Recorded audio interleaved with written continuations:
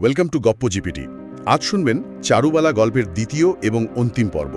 আগের পর্বে আমরা যেখানে শেষ করেছিলাম, মানে চারুবালার সেই অদ্ভুত বরপ্রাপ্তি।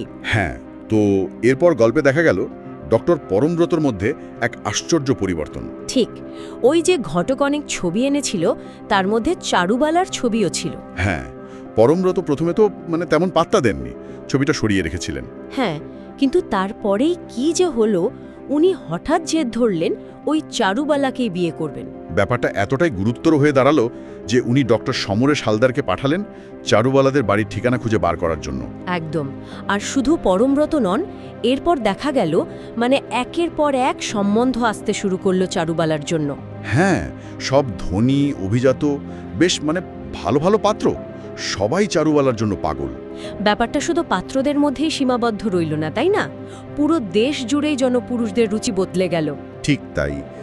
ওই যাদের এতদিন তথাকথিত কুৎসিত বলা হতো, রোগা কালো মেয়ে, তাদের প্রতি সবার আকর্ষণ বেড়ে গেল। বিয়ের বিজ্ঞাপনের ভাষাটাও গেল পাল্টে। আগে যেখানে ফর্সা সুন্দরী পাত্রী চাওয়া হতো, এখন সেখানে চাওয়া হচ্ছে কৃষ্ণাঙ্গী শীর্ণকায়া পাত্রী। কি অদ্ভুত, তাই না? কিন্তু এর একটা উল্টো দিকও ছিল, ভয়ঙ্কর দিক। হ্যাঁ, যাদের এতদিন খুব সুন্দরী বলে কদর ছিল, ফর্সা স্বাস্থ্যবতী, তাদের অবস্থা খুব খারাপ হয়ে গেল। তাদের বিয়ের বাজারে আর কোনো চাহিদাই রইল না, একেবারে দর পড়ে গেল। পরিবারগুলো পড়ল মহা বিপদে, পণ দিয়েও বিয়ে হচ্ছে না। আর এই চাপ সহ্য করতে না পেরে কেউ কেউ তো আত্মহত্যার পথ বেছে নিল। উফ, এদিকে চারুবালার জীবন কিন্তু অন্য খাতে বইছে তখন। হ্যাঁ, পরমব্রতর সাথে তার বিয়ে হয়ে গেল। শ্বশুরবাড়িতে সে পেল সুখ, স্বাচ্ছন্দ্য, নিরাপত্তা আর সম্মান। শুধু তাই নয়, নিজের পরিবারের দিকেও সে নজর দিল, তাদের আর্থিক অবস্থার উন্নতি ঘটালো। তার বাবা হারান সাহা, তিনি তো রিক্সা চালানো ছেড়ে দিলেন, চারুবালার টাকায় টোটো কিনলেন, পরে অটো। ভাইয়েরা সব কলেজে ভর্তি হলো, ছোট বোনেরও বেশ সচ্ছল পরিবারে বিয়ে হলো। চারুবালার জীবনটা যেন পূর্ণতা পেল। আপাত দৃষ্টিতে তো তাই মনে হয়, কিন্তু সুখ বেশি দিন সইল না।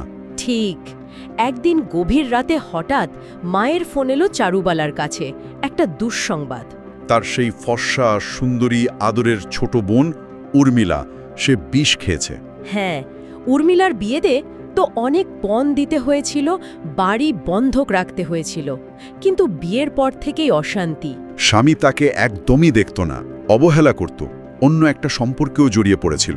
এই সব অপমান অবহেলা সহ্য করতে না পেরেই উর্মিলা ওই ভয়ানক পদক্ষেপটা নিয়েছিল। খবরটা শুনে চারুবালা একেবারে ভেঙে পড়ল।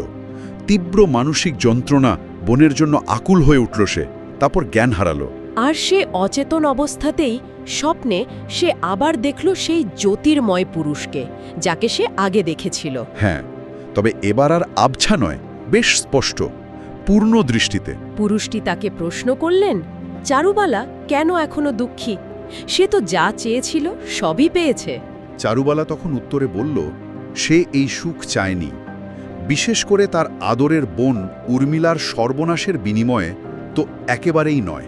পুরুষটি তখন তাকে মনে করিয়ে দিলেন, বললেন, চারুবালার আসল দুঃখ তো গায়ের রং বা দারিদ্র্য ছিল না। আসল দুঃখ ছিল কালো হওয়ার কারণে যে অবজ্ঞা, যে অপমান তাকে সহ্য করতে হয়েছিল, সেটাই। তারপর তিনি ব্যাখ্যা করলেন মায়ার ধারণা। বললেন, এই যে বাহ্যিক রূপ, সুন্দর বা কুৎসিত, সাদা বা কালো, এই সবই আসলে মায়া, এক ধরনের ভ্রম। আসল সত্য হলো ভেতরের আত্মা। আর সৃষ্টির বৈচিত্র্য ভালো মন্দ, আলো অন্ধকার, পাপ পুণ্য, এই সব বজায় রাখার জন্যই এই মায়ার খেলা চলে। শুনে চারুবালার উপলব্ধি হল। সে বুঝতে পারল বাইরের রূপটা কত তুচ্ছ, কত অনিত্য, আসল হলো ভেতরের আত্মা। তখন সে তার বোনের জীবন ভিক্ষা চাইল, আগের অবস্থায় ফিরে যেতে চাইল, আর তার আগের সেই চাওয়ার জন্য ক্ষমা প্রার্থনা করল। দিব্য পুরুষ তার কথা শুনে প্রসন্ন হলেন, মুখে ফুটল স্নিগ্ধ হাসি। তিনি বললেন, তথাস্তু। গল্পটি ভালো লাগলে ভিডিওটি অবশ্যই লাইক এবং আমাদের চ্যানেলটি সাবস্ক্রাইব করবেন। খুব শীঘ্রই আবার ফিরব নতুন একটি গল্প নিয়ে। আজ তাহলে আসি, ভালো থাকবেন।